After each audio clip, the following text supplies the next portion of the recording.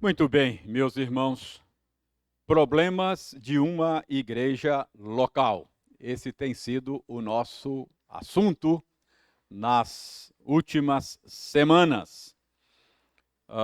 De fato, é uma série de estudos na primeira epístola de Paulo. E, ao estudar o modo como Paulo tratou de uma série de problemas lá na igreja de Corinto, nós podemos aprender como lidar com esses mesmos problemas hoje, não é? E até como evitá-los, não é? Ah, então, vamos voltar à primeira epístola de Paulo aos Coríntios. Nós estamos no capítulo 12 e ainda analisando os versos 1 a 11. Esta porção, capítulo 12, versos 1 a 11, nós dividimos em 3 blocos e só estudamos 2. Eu espero analisar o último bloco hoje, não é? E aí a gente termina esta porção. Então eu vou reler, é a mesma passagem, eu vou reler 1 aos Coríntios 12, de 1 a 11. Aí você acompanha aí na sua Bíblia a leitura que farei. A respeito dos dons espirituais, não quero, irmãos, que sejais ignorantes. Sabeis que outrora, quando éreis gentios, deixáveis conduzir-vos aos ídolos mudos, segundo éreis guiados. Por isso vos faço compreender que ninguém que fala pelo Espírito de Deus afirma anátema Jesus. Por outro lado, ninguém pode dizer Senhor Jesus, senão pelo Espírito Santo. Ora, os dons são diversos, mas o Espírito é o mesmo. E também há diversidade nos serviços, mas o Senhor é o mesmo. E há diversidade nas realizações, mas o mesmo Deus é quem opera tudo em todos. A manifestação do Espírito é concedida a cada um visando um fim proveitoso. Porque a um é dada mediante o Espírito a palavra da sabedoria, e a outro, segundo o mesmo Espírito, a palavra do conhecimento. A outro, no mesmo Espírito, a fé. E a outro, no mesmo Espírito, dons de curar. A outro, operações de milagres. A outro, profecia. A outro, discernimento de espíritos. A um, variedade de línguas. E a outro, capacidade para interpretá-las. Mas um só e o mesmo Espírito realiza todas estas coisas, distribuindo-as como lhe apraz a cada um individualmente. Vamos orar mais uma vez, pedindo ao Senhor que nos dê a graça da iluminação. Senhor, abra os nossos olhos, aviva o nosso entendimento, prepara o nosso coração, de tal maneira, Senhor, que possamos ter boa compreensão desta passagem que vamos estudar agora. Convença o nosso coração de que a tua palavra é a verdade e inclina o nosso coração para que o nosso coração, de fato, aprecie a tua palavra e a deseje mais do que muito ouro depurado. Dá-nos a graça, Senhor, de nos alimentarmos da tua palavra. Nós oramos em nome de Jesus, que é a palavra que se fez carne e habitou entre nós. Amém. Muito bem, irmãos, eu já disse a vocês que desde o capítulo 11, Paulo vem tratando de problemas relacionados com o culto. não é? Já tratou lá do uso do véu, depois Santa Ceia, problemas com a Santa Ceia. E agora, aqui no capítulo 12, ele começa a tratar de um outro problema relacionado ao culto, que é a questão dos dons espirituais. Então, esse é o assunto do apóstolo Paulo, que vai do capítulo 12 até o capítulo 14. Paulo gasta bastante tinta para tratar desse assunto. Então, eu já disse a vocês que esta passagem que nós lemos, que é o início desta grande sessão, ela pode ser dividida em 3 blocos. Então, o primeiro bloco, versos 1, 2, 3, eu já disse a vocês que neste primeiro bloco, Paulo está ajudando os seus leitores a identificarem aqueles espirituais que falavam no culto. Paulo começa aí: a respeito dos dons espirituais, não quero, irmãos, que sejais ignorantes. Nós já sabemos que o termo dons espirituais não aparece no verso primeiro. Os tradutores colocaram aí porque entenderam que Paulo está falando de dons espirituais. Mas outros tradutores entendem que Paulo está falando de pessoas espirituais e não de dons espirituais. Literalmente está a respeito dos espirituais. Não quero que vocês sejam ignorantes. Qual era o problema que havia em Corinto? É que alguns crentes se achavam mais espirituais do que outros, por causa da detenção de alguns dons que a comunidade supervalorizava. Então, aqueles que tinham certos dons em Corinto se achavam. E aqueles que não tinham esses dons ficavam abatidos, tristes, com complexo de inferioridade. Então, os dons estavam sendo usados na igreja de Corinto para disputa, para saber quem era mais espiritual. Havia uma competição entre os crentes baseado nessa questão dos dons espirituais. Esse é o pano de fundo. Então, Paulo começa esta sessão, nesses 3 primeiros versos, ensinando os seus leitores a discernirem a espiritualidade daquele que falava no culto. Então, qual é o critério para discernir a espiritualidade? Paulo diz, não é o dom A ou B, X ou Y.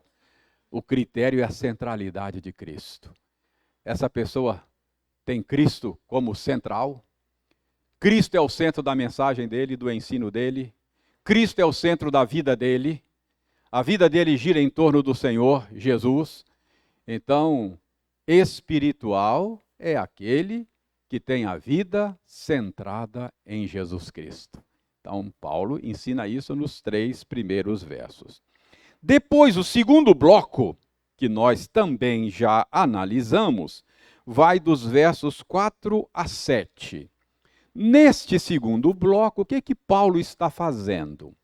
Nesse segundo bloco, Paulo está mostrando que, embora haja uma variedade enorme de dons, uma diversidade enorme de dons, de serviços e de realizações, nesta diversidade que há uma unidade.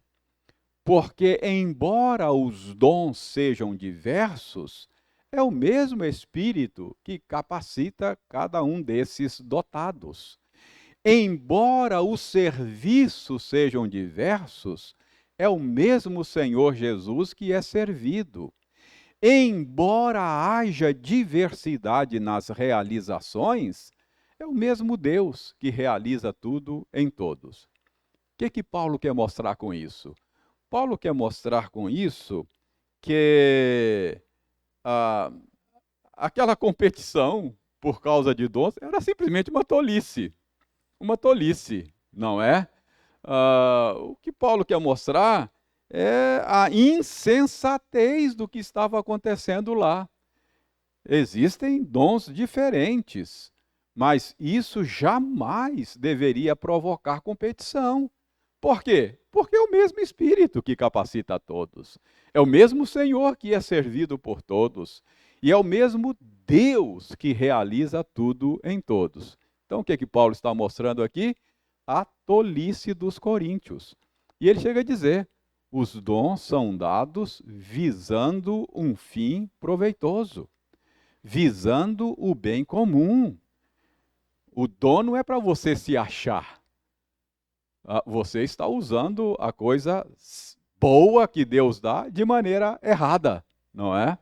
Então, nesse segundo bloco, é isso que Paulo está ensinando. Paulo mostra a insensatez do que estava acontecendo lá. Chegamos então ao terceiro bloco, não é? Que nós não analisamos. Então, o terceiro bloco vai aí do verso 8 até o verso 11. E o que é que Paulo está fazendo aí a partir do verso 8? A partir do verso 8, ele vai dar exemplos daquilo que ele acabara de falar, não é? Não é difícil você perceber isso, notando aí que o verso 8 começa com um porquê. Porque liga o que Paulo vai dizer agora com o que ele acabou de dizer. Então, o que ele acabou de dizer? Há uma diversidade de dons, mas é o mesmo Espírito que capacita a todos. E aí, então, ele diz, por exemplo, por quê? Por exemplo, aí ele passa a dar alguns exemplos daquilo que ele acabara de ensinar. E para dar esses exemplos, ele oferece aí, até o verso 11, uma curta lista de dons espirituais, não é?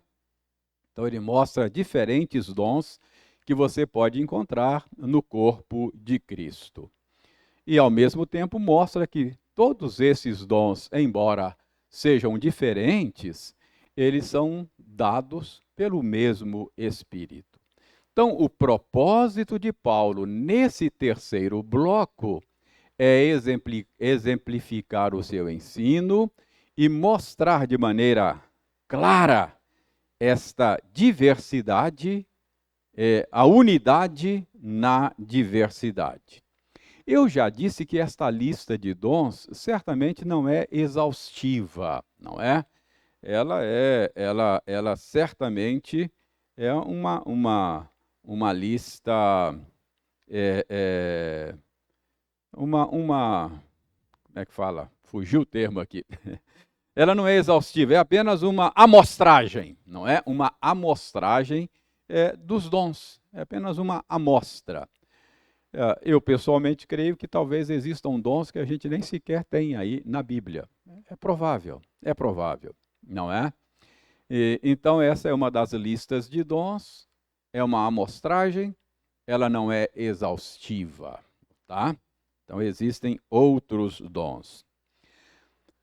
Paulo não está aqui explicando a natureza de cada dom desse. Ele não tem essa preocupação nessa passagem. Mas o que nós vamos fazer aqui é tentar entender, até onde é possível entender, a natureza desses dons. Visto que esse é um assunto muito controverso, divide a cristandade no mundo, e a gente fica curioso para entender esse assunto. Então, embora não seja que Paulo não está explicando a natureza desses dons, ele só está mostrando que eles são diversos, mas dados pelo mesmo Espírito. Mas eu vou me permitir aqui tentar discernir, à luz do ensino geral da Escritura, a natureza desses dons listados aqui pelo apóstolo Paulo. Então, vejam aí o verso 8.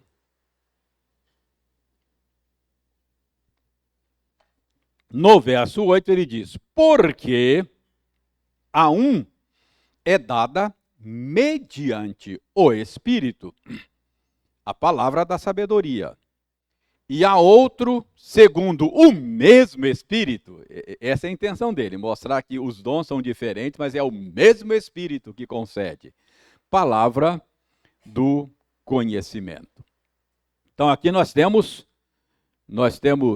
pelo menos duas habilidades concedidas pelo Senhor Deus por meio da obra do Espírito Santo para o serviço dos servos de Deus no corpo de Cristo.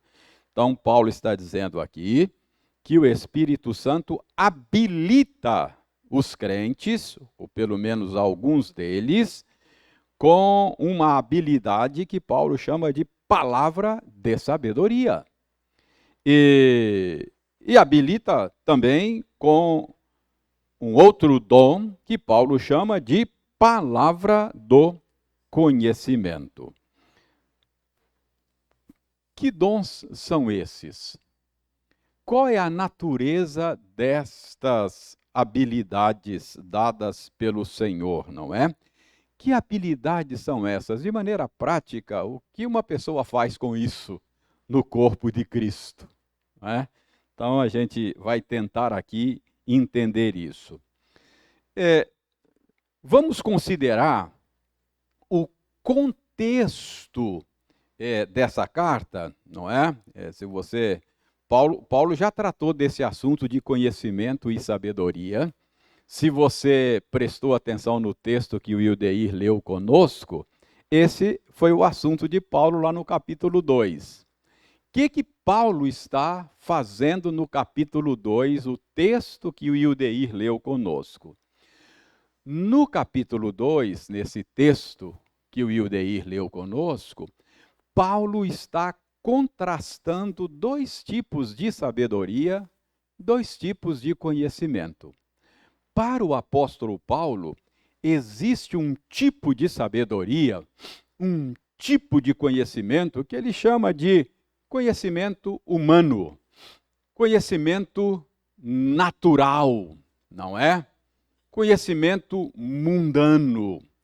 Mundano aqui não quer dizer que seja ruim, não é isso, mas é uma habilidade meramente natural.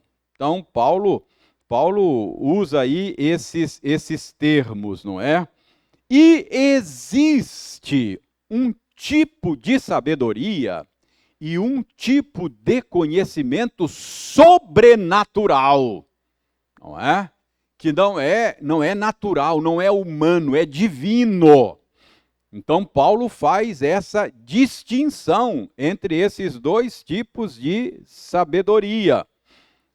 Paulo começa aí no capítulo 2, você pode dar uma olhada, que ele diz que quando foi pregar em Corinto, ele não levou um tipo de sabedoria meramente humana, meramente natural, mas ele levou um tipo de sabedoria sobrenatural.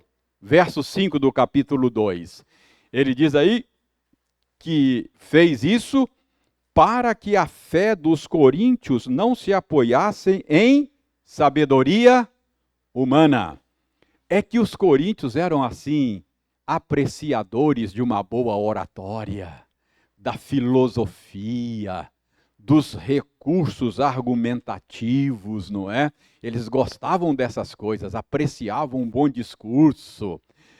Mas Paulo diz, olha, quando eu fui aí pregar o evangelho, eu não fui ter com vocês, ele diz aí, com ostentação de linguagem, com ostentação de sabedoria. O que fez de vocês servos de Deus não foi a minha habilidade de oratória, foi algo sobrenatural. É isso que Paulo está dizendo. Tem um tipo de sabedoria que eu levei a vocês que é sobrenatural. Esse é o argumento de Paulo em todo esse capítulo. Então, veja bem, no verso 6, ele diz que expõe um tipo de sabedoria diferente, verso 7, ele chama essa sabedoria dele, que ele levou aos Coríntios, de sabedoria de Deus, não é?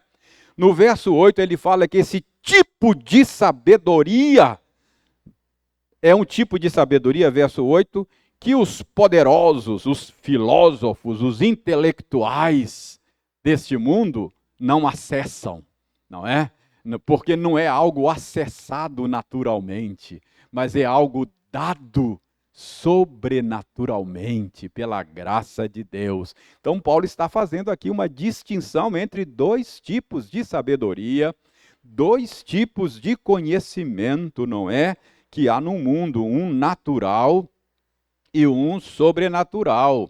Essa sabedoria, esse conhecimento, verso 8 ele diz, os poderosos desse século, os intelectuais, não tinham, porque se tivessem, não teriam crucificado o Senhor da glória. Então, embora eles fossem intelectuais, filósofos, liderança política, religiosa de Israel, eles olhavam para Jesus, mas como lhes faltava essa sabedoria, esse conhecimento sobrenatural, eles viam em Jesus um impostor e o mataram.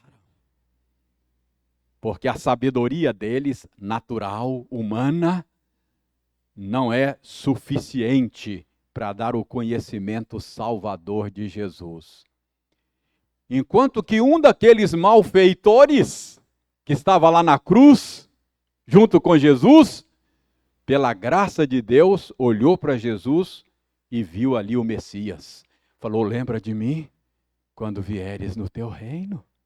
Olha, a sabedoria que faltou aos poderosos, Deus deu a um malfeitor na cruz. Percebe a diferença? É uma sabedoria que não é acessada naturalmente, mas é recebida sobrenaturalmente. Entendeu? O que Paulo está dizendo é que se Jesus é precioso para você, não é porque você é mais inteligente do que os outros. Se Jesus é precioso para você, é porque Deus lhe deu esse tipo de sabedoria sobrenatural. Tem gente mais inteligente do que você que rejeita Jesus. Olha para Jesus e fala, ele é abominável. Mas se você olha para Jesus e fala, é o amado da minha alma,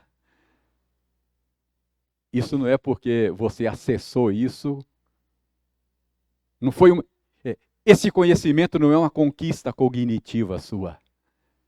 É uma dádiva da graça de Deus. Percebe? Há dois tipos de saber. É isso que Paulo está dizendo. E aí ele termina aqui dizendo, ele compara dois tipos de seres humanos, não é? Ele termina dizendo aí, ó, verso 14.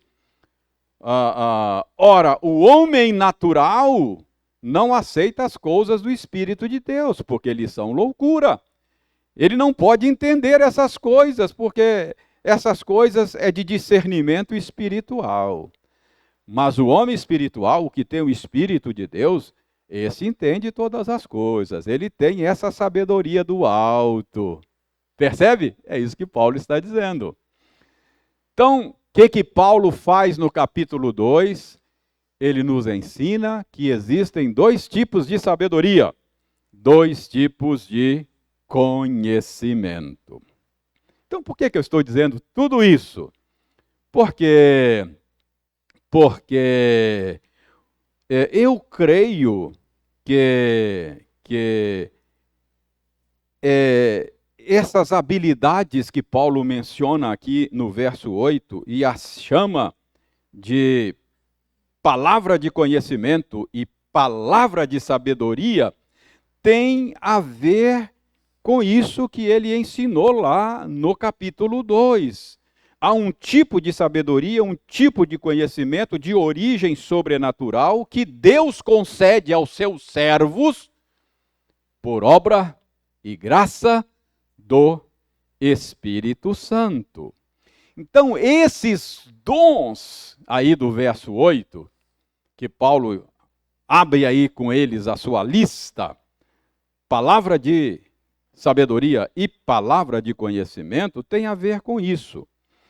Paulo está dizendo aí que o Senhor, ao conceder dons aos seus servos, ele habilita alguns deles com esta habilidade, com esta capacidade espiritual de colocar em palavras, de maneira clara, de maneira sucinta, a sabedoria dos céus, a sabedoria do alto, a sabedoria de Deus.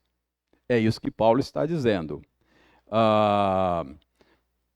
Palavra e sabedoria, palavra de sabedoria e palavra de conhecimento. São dois, conhecimento e sabedoria, são dois conceitos que pertencem ao mesmo universo de significado, com nuance ligeiramente diferente. Eles se sobrepõem, não é? Há um estudioso que escreveu um comentário de 1 aos Coríntios, Kistemacher é um dos nomes dele. Ele entende que o conhecimento do qual Paulo fala aqui denota afinidade, relacionamento íntimo. É um conhecimento resultante da comunhão íntima e pessoal com o Senhor. Não é? Esse conhecimento, nós sabemos, ele é mediado pela Escritura. Mas não é meramente conhecimento conceitual, é conhecimento pessoal que habilita a pessoa a interpretar a vida com os olhos de Deus. Talvez seja isso que Paulo diz lá no capítulo 2, não é? Nós temos a mente de Cristo, não é? Então, conhecimento, algo mais relacional, teórico, e sabedoria, a habilidade de aplicar esse conhecimento espiritual às situações específicas da vida.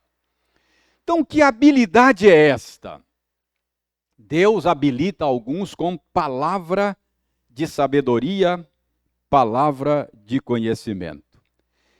Irmão, certamente esse é um tipo de habilidade que Deus dá a alguns dos seus servos, de tendo a mente de Cristo, tendo conhecimento da Escritura, tendo relacionamento íntimo com o Senhor, eles são capazes de trazer uma palavra oportuna, necessária para situações complicadas da vida. Isso não acontece? Às vezes a gente tem situações assim complicadas, confusas, difíceis, não é? Truncadas. Você fala, meu Deus, eu não sei o que fazer. Se correr o bicho pega, se ficar o bicho come. O que eu faço? O que você está precisando nessa hora? De alguém que possa lhe trazer de maneira clara, não é? A sabedoria de Deus verbalizada, aplicada àquela situação específica. Eu creio que irmãos que são habilitados com esse dom espiritual, olha, são bons conselheiros bíblicos.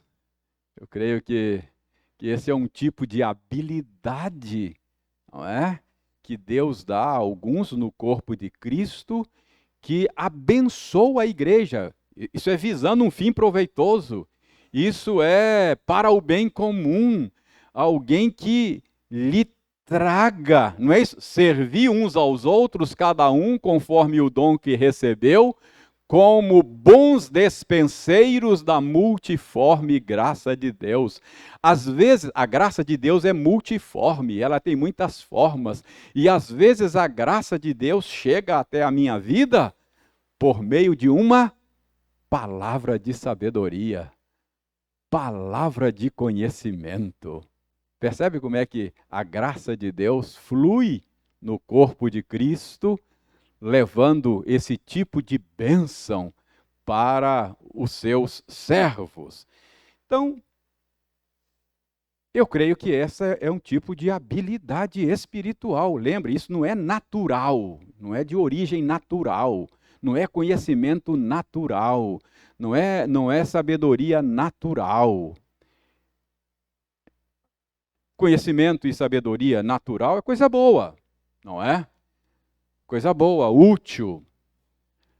Mas Paulo faz uma distinção. Ele mostra que esse tipo de sabedoria e de conhecimento não são acessadas naturalmente. Isso é dado pelo Espírito Santo. Eu não sei, talvez, quem sabe, Salomão não foi alguém, um dos servos de Deus na história bíblica que Deus habilitou dessa maneira, não é? Capaz de trazer uma palavra de sabedoria. Irmãos, é curioso que o apóstolo Paulo coloque esses dons, esses dois dons, no topo dessa sua pequena lista. Eu fiquei pensando enquanto eu estudava esse texto. Por que será que o apóstolo Paulo coloca no topo? E, curiosamente, o último dom que ele coloca nessa listinha é dom de língua. Exatamente, pensei, será que Paulo não está sendo proposital aqui? Porque Paulo sabia que, parece quando você estuda essa seção, capítulos 12, 13 e 14, parece que o dom de línguas era um dos dons mais valorizados em Corinto. Era o que o pessoal mais buscava, mais desejava, e quem os tinha esnobava os outros, e quem não tinha se sentia inferior. Então parece que esse era o dom valorizado lá na igreja de Corinto. E eu fiquei me perguntando, não foi por isso que Paulo deixou por último aí na lista dele o dom de línguas? Ele começa a sua pequena lista exatamente com esse dom, palavra de sabedoria e de conhecimento, não é? Irmãos, isto é um tipo de dom altamente útil, por exemplo, para a liderança de uma igreja local. Gente, coisa boa quando você está numa reunião do conselho, um assunto complicado, às vezes a gente tem que lidar com um assunto que a gente não sabe, se correr o bicho pega, se ficar o bicho come, a gente não sabe o que fazer. E se você tem um presbítero que tem esse dom, ele vai ser muito útil. Trazer uma palavra de conhecimento, uma palavra de sabedoria para aquela situação específica. Percebe? Esse deveria ser um dom desejado. Ore a Deus para que Deus nos dê gente assim na nossa igreja, irmãos. A gente fica assim tão fascinado com dons espetaculares, a gente quer ver o fogo cair do céu e fica aí, não é? E às vezes menospreza esse tipo de bênção que Paulo colocou aqui em primeiro lugar. Oh, se Deus nos desse cada vez mais pessoas habilitadas assim na nossa igreja, a nossa igreja seria bem melhor. Gente com palavra de sabedoria, palavra de conhecimento, não é? Para nos abençoar na nossa caminhada cristã. Olha Atos capítulo 6, verso 3. Atos 6, 3.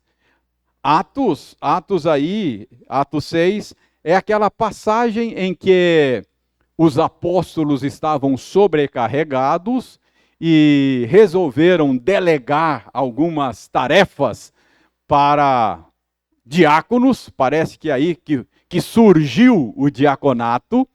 Então eles resolveram delegar e resolveram escolher alguns homens para cumprir algumas tarefas. Olha o verso 3, capítulo 6. Que tipo de perfil eles dizem aí que devia ser esses homens? Alguém lê aí para nós?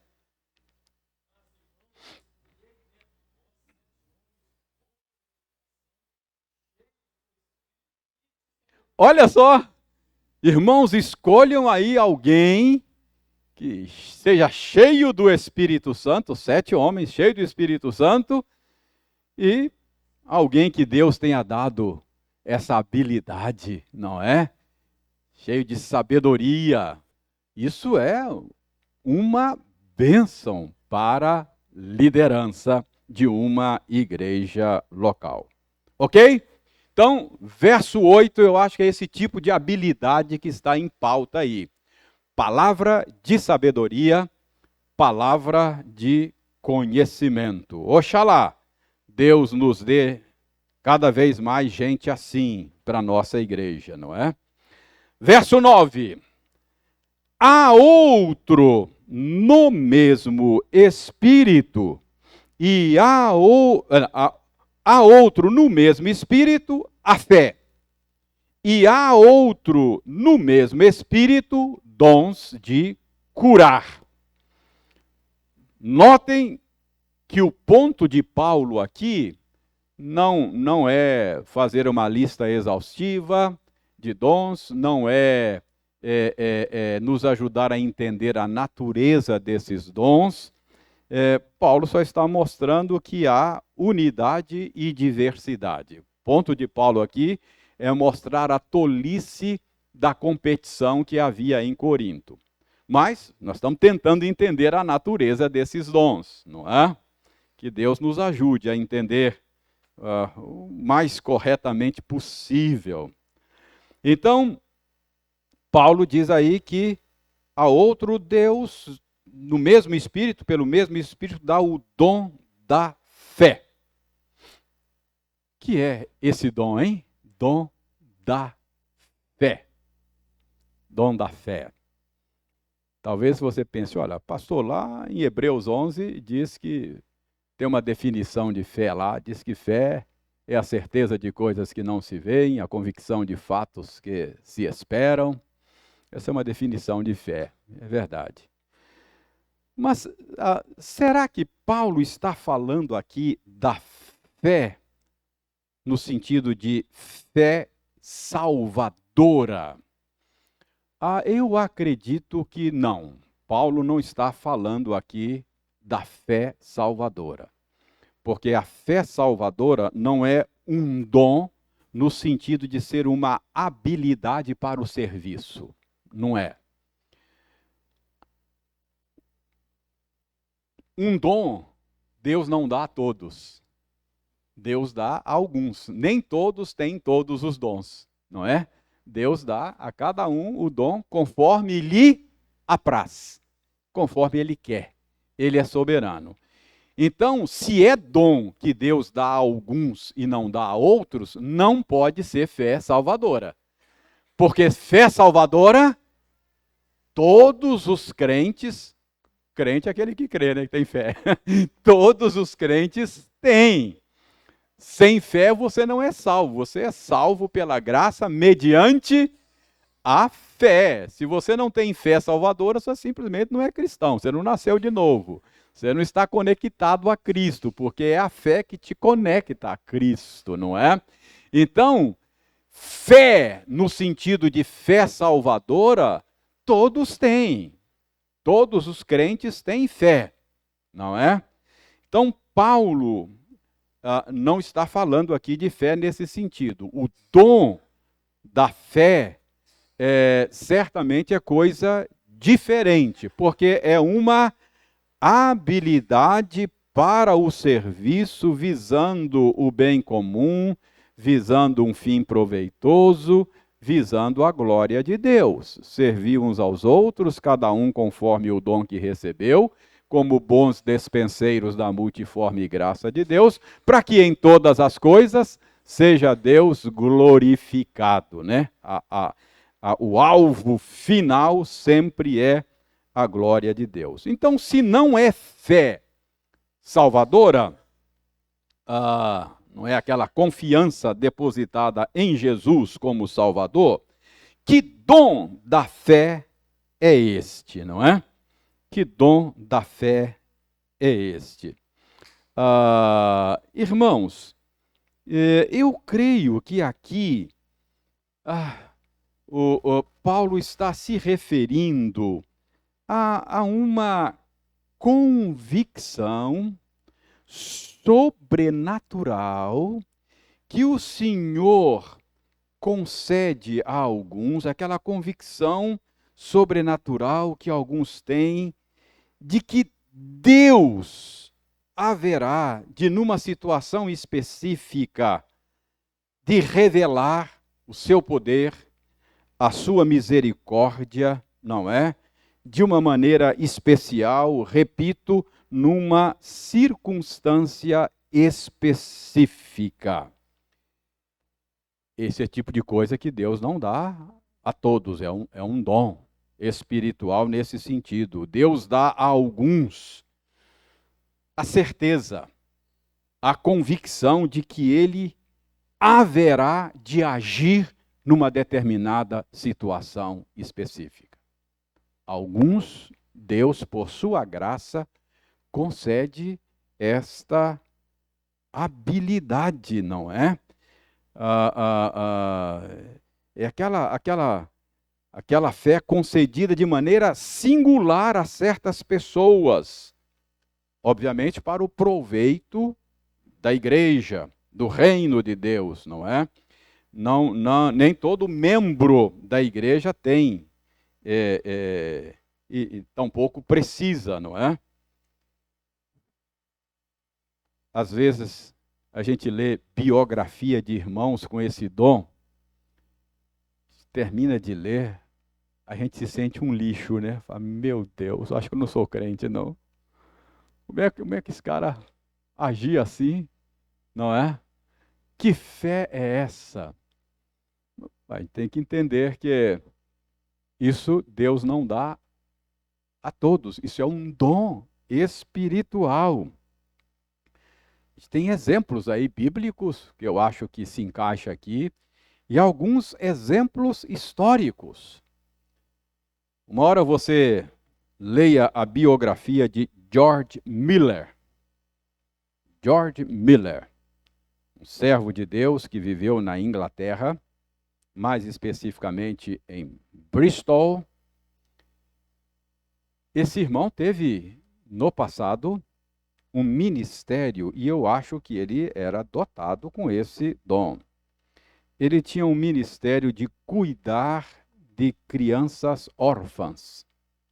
Então, ele abria orfanatos para cuidar de crianças desamparadas. E ele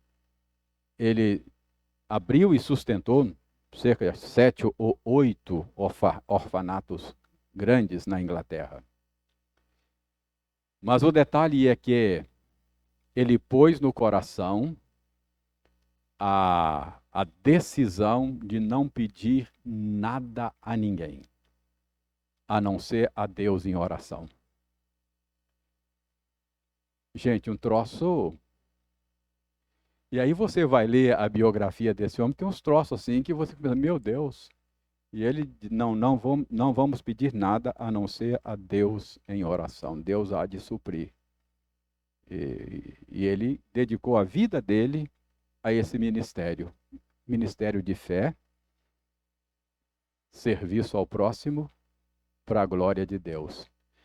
Tem uns casos assim, de faltar recurso, faltar até comida. Ele reunir as crianças e disse assim, meninos, vamos orar, Deus proverá. Com essa convicção, ajoelhar, orar, e daí a pouco alguém bater lá na porta, o leiteiro falar assim, eu tinha que fazer umas entregas aqui, a carruagem quebrou, esse leite vai se perder, então vocês não querem ficar com esse leite aí para vocês? Coisa desse tipo. Né? Então, eu creio que é disso que Paulo está falando aqui. Alguns irmãos que Deus capacita com esta capacidade, não é? Dada por Deus, não é? Obviamente, eu creio que a gente precisa ter cuidado aqui, para a gente não confundir isso com pensamento positivo. Não é isso não, tá bom? E nem confundir com desejo intenso do coração. É muito perigoso você achar que é uma convicção dada por Deus. E no fundo, é só um desejo intenso. Você quer demais aquilo e, não, Deus vai me dar. Ah, vai dar. E depois acaba em frustração. Eu já tive experiência assim. De estar desejando tanto algo, tanto, e eu orando a Deus, pedindo a Deus, e o meu. Eu orando a Deus, pedindo a Deus algo, e eu sentir assim, Deus vai me dar isso. Para a glória dele. Vai dar certo. Esse negócio vai dar certo. E depois não dá. Aí depois eu vou rever, né, a minha experiência. Vou entender, eu falo, de fato o que estava acontecendo era um desejo intenso do meu coração e que não tinha aprovação de Deus. Aquilo não era do espírito, aquilo era da carne. Era um coração desejoso, coração crente, mas que confundiu um desejo intenso com uma convicção de fé. Percebe? Então, pode acontecer. Cuidado para não fazer confusão com a sua experiência, não é? Não é simplesmente pensamento positivo. Não, põe aí no seu coração, declara que vai acontecer e tal. Cuidado com isso, tá? Isso aqui é dom espiritual que Deus dá, essa convicção a alguns. Então, eu creio que é disso que Paulo está falando aí no verso 9. A alguns Deus dá isso que ele chama de a outro no mesmo espírito, a fé, esta habilidade. Tranquilo aí sobre dom da fé, dom espiritual da fé? Acho que Deus habilita alguns irmãos assim. E a outro, no mesmo espírito, dons de curar. Deixa eu ver se eu tenho tempo aqui para esse dom de curar. Bom, vamos caminhar um pouquinho aqui. Talvez com uns 10 minutinhos a gente termine esse dom aqui. Então, nos versos 9 e 10 aí, veja aí, Paulo menciona dons de curar e operações de milagres, não é? Que habilidades são estas, não é? Que tipo de dom é esse? Como é que isso funciona? Irmãos, repito, nesta passagem, Paulo não está preocupado em nos dar a natureza desses dons que ele menciona aí. Ponto de Paulo aqui é mostrar unidade e diversidade, não é? Ou unidade na diversidade. Ele quer deixar claro aqui a bizarrice daquilo que estava acontecendo lá em Corinto, não é? Mas vamos tentar entender a natureza desses dons aí. Irmãos, alguns estudiosos percebem aqui um detalhe que eles acham que é um detalhe significativo para entender a natureza do que Paulo está dizendo. Alguns notam que, quando Paulo fala dessas habilidades, dons de curar e operações de milagre, Paulo usa o plural. Dons de curar. Então, ele diz aqui a uns, não é? Deixa eu ver como é que está aqui. A outro, singular, no mesmo espírito, dons de curar, plural. E aí ele usa também plural para operações de milagres. Então, esses estudiosos dizem que o uso do plural aqui deve apontar para o fato de que Paulo não está pensando que algumas pessoas sejam permanentemente equipadas com o poder sobrenatural de curar ou efetuar milagres. Por causa do plural, estes estudiosos, não são todos, mas esses estudiosos, bons estudiosos, entendem que o dom aqui não seria uma dádiva permanente, mas ocasional. Por isso está no plural, dons de curar. Ou seja, cada ocorrência seria um dom, uma dádiva. Não é?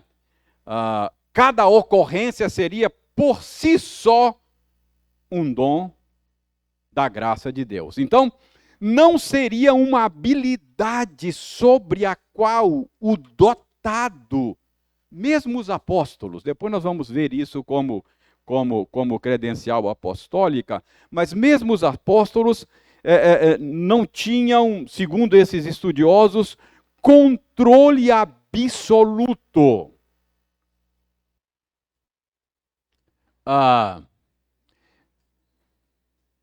A ocorrência que era uma dádiva, e nem sempre acontecia, mesmo com os apóstolos.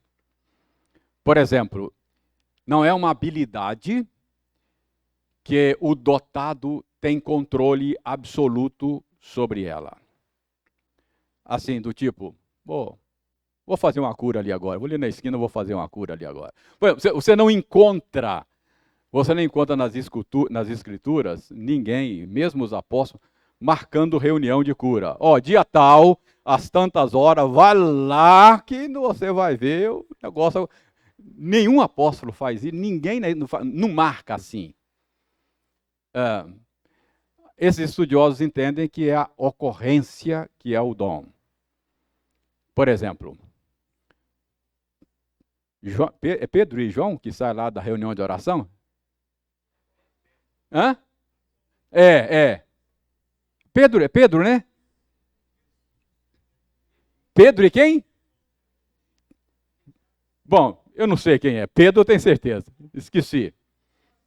Na Porta Formosa. Pedro e João, não é isso? Tá, então a memória tá boa. Pedro e João. Estão saindo da reunião de oração, aí tem um cara lá, moço, dá um trocadinho aí. Né? Eles param. Rapaz, não tem nem um tostão aqui. Mas o que eu tenho eu te dou. Levanta e anda. Lembra? Então, segundo esses estudiosos, essa percepção de que Deus faria algo sobrenatural era dada na hora. Esse é o dom, uma ocorrência. Não que ele tivesse controle e domínio sobre isso o tempo todo. Isso parece fazer algum sentido, porque, veja bem, abra segunda epístola de Paulo aos Coríntios, 12:12. 12:12. Alguém leia para nós aí.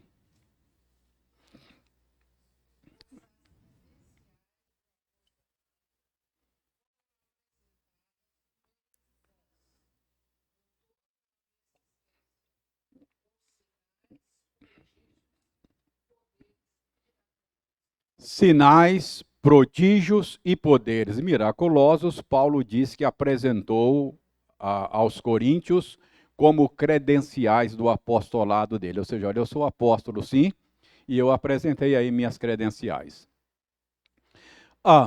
Não fala de cura aí, mas esses três termos nos dá o direito de imaginar que talvez houvesse aí algum tipo de cura sobrenatural, não é? E Paulo realizou. Nós sabemos que há um relato lá em Listra, Lembram lá em Listra? Paulo e Silas. Lá em Listra, Paulo e Silas curou um homem aleijado lá, um coxo, alguma coisa assim. Lembram que eles até disseram, olha, os deuses desceram até nós, eles quiseram adorar a Paulo, chamaram um de Júpiter, outro de... o pessoal no paganismo, Paulo falou, calma, para com isso, nós somos homens sujeitos aos mesmos, as mesmas fraquezas que vocês, não somos deuses e tal, não é? Então, Paulo tinha esse dom de curar, isso fica claro. Agora, esses estudiosos parecem ter razão quando dão esse sentido àquele plural lá, quando você vê, por exemplo, Filipenses 2:27. Abra Filipenses 2:27.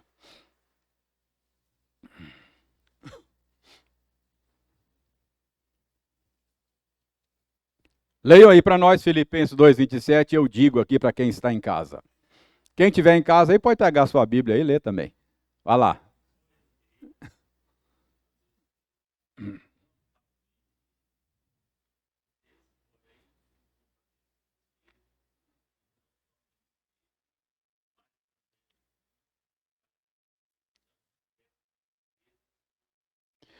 Carlinhos, Paulo está dizendo aos filipenses que o Epafrodito adoeceu de maneira muito grave. Parece que Paulo passou um aperto danado com ele. Paulo falou, Deus o poupou para mim foi um alívio, né? Paulo se alegrou muito com a recuperação. Então, o texto parece não sugerir que Epafrodito tenha sido curado por Paulo, não é? Não diz que não foi, mas também não sugere que tenha sido. Mas veja, primeira de Paulo a Timóteo 5:23. Primeira de Paulo a Timóteo 5:23.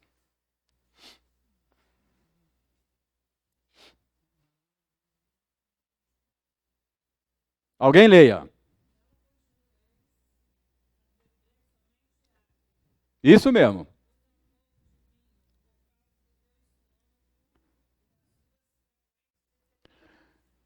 Interessante.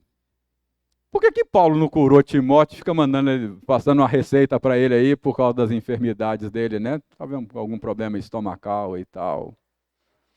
Paulo poderia ter curado Timóteo se fosse uma questão dele dominar e, né? Só fazer assim, marcar e vamos lá, não é? Então parece que essa habilidade não funcionava assim, no sentido, ó, dia tal, às tantas horas, vá lá que eu vou fazer para você ver. Não vê marcando, não é? Abra, por exemplo, 2 Timóteo 4:20.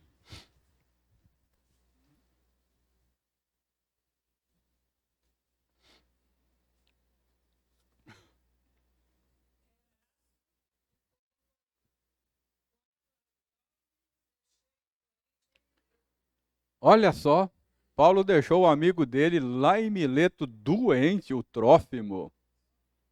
Por que Paulo não curou o Trófimo, né? Ele era apóstolo, tinha credenciais apostólicas, não é verdade? Então, parece-me que esses intérpretes, não é? Essa habilidade não era dada assim como muitos acham hoje, não é?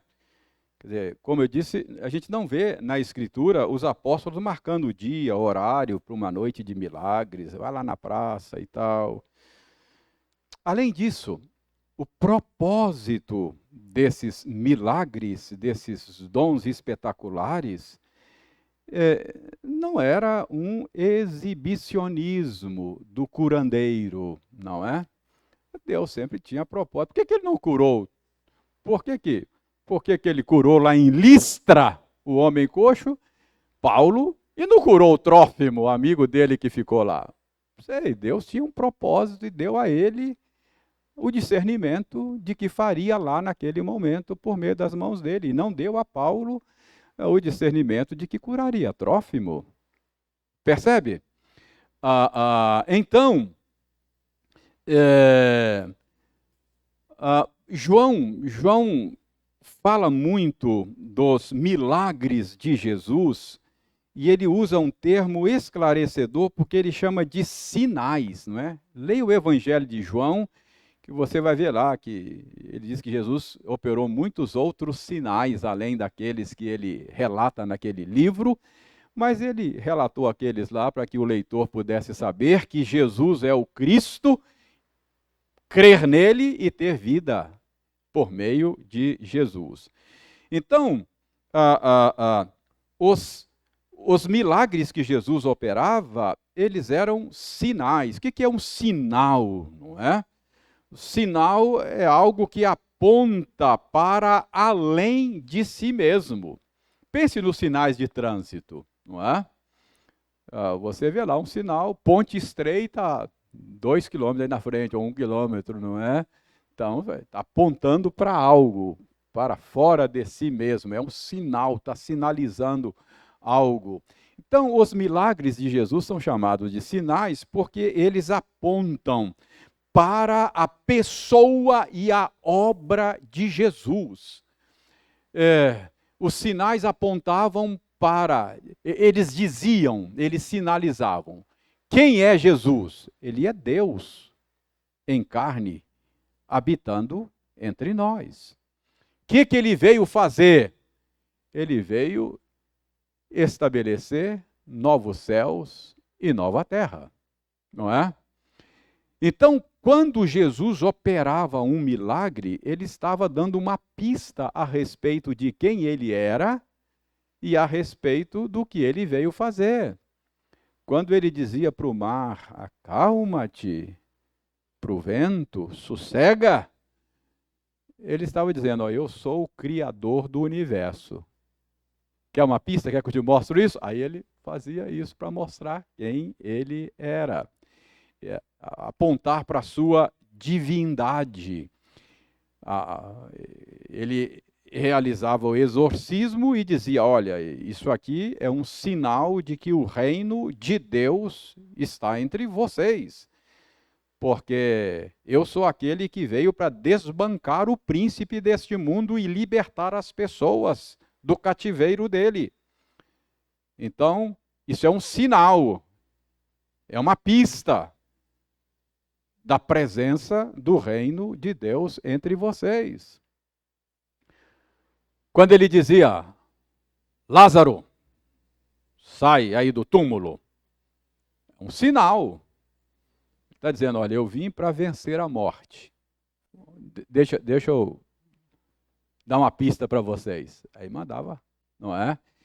Quer dizer, era apenas o sinal de que ele veio estabelecer um mundo do qual a morte estará ausente. Ele ainda, quando ele curava uma enfermidade, ele está dizendo, eu sou aquele que veio para tomar as enfermidades de vocês. Isso é apenas uma pista. A cura definitiva está lá na frente, mas eu estou aqui antecipando para vocês o que eu vim fazer. Lázaro foi ressuscitado, mas morreu de novo, né? Cadê o Lázaro? Aquilo era apenas uma pista de que vai chegar um momento em que a morte vai ser banida da nossa experiência. Era só uma pista, entende? Ainda não era a cura, uma antecipação, uma amostra. Então, e os apóstolos tinham essas credenciais, não é? Cristo concedeu a eles como credenciais estas habilidades sobrenaturais, operação de milagres, a fim de ratificar, de credenciar o ministério deles como enviados pelo próprio Senhor, e eles lançaram os fundamentos da igreja. Pergunta é, Deus pode curar hoje? Não tenho nenhuma dúvida. Nenhuma dúvida. Ele tem todo o poder. Como é que Deus cura? Respondendo soberanamente às orações da igreja. Muito pode, por sua eficácia, a oração do justo. Deus decidiu curar. Tem alguém doente? Faça a oração. Não é? Não é isso que diz Tiago? E Deus decidiu curar qualquer enfermidade soberanamente, atendendo às orações do seu povo. Soberanamente é muito importante, não é? Eu tenho tido experiências assim dos dois lados. Durante 15 anos eu fui pastor lá em São Paulo. Um pouco antes de eu chegar, eu não participei disso, eu cheguei lá, ele era ainda um pré-adolescente, um adolescente. E quando eu o conheci, ele andava com o laudo médico na carteira. Foi tão impactante o que Deus fez na vida dele, que quando eu conheci, ele me contou e tirou da carteira o laudo médico e tal. Jovem hoje pastor, casado, três filhas que o Jonatas tem. 3 filhas, Jonatas Abdias, irmão querido. A família está lá na Ebenezer até hoje. O Jonatas teve leucemia. É uma leucemia violenta e a chance de sobreviver era mínima. A igreja orou, Jonatas foi curado. Fez seminário, hoje é pastor. Eu não me esqueço de quando eu conheci o Jonatas. Ele tirou da carteira para me mostrar assim um laudo, estava recente a cura dele. Depois, já no meu pastorado, um netinho do presbítero Luiz Carlos, Tiaguinho, leucemia. A igreja orou, a mesma igreja clamou, clamou, clamou. Deus levou o Tiaguinho. Deus não curou o Tiaguinho. É assim, não é? Deus atende soberanamente a oração do seu povo. É assim que Deus age, mas nós cremos que Ele pode curar qualquer enfermidade hoje. Então, veja bem, nós cremos que é disso que Paulo está falando. Paulo escreveu na era apostólica, ele era apóstolo. E essas pessoas dotadas com esta habilidade, o próprio Paulo tinha, estavam exercendo o seu ministério. Então, Deus dá a uns o dom de curar, operações de milagres.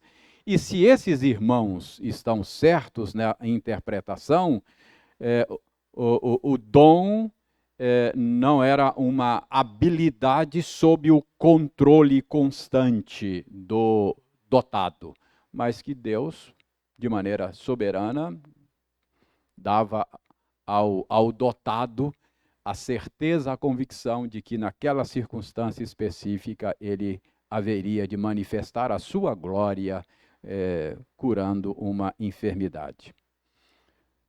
Então, acho que esse é um entendimento razoável, não é? Desse dom espiritual. Obviamente, é aquilo que eu disse no início dessa sessão aí. Esse é um assunto controverso. Vai dizer, você vai encontrar pessoas dizer, olha, o seu pastor ensinou assim, pastor, você não tem fé não, é falta de fé. Talvez seja, mas eu acho que é isso que a Bíblia, acho que está muito claro na Bíblia para mim. Pois não, Osório?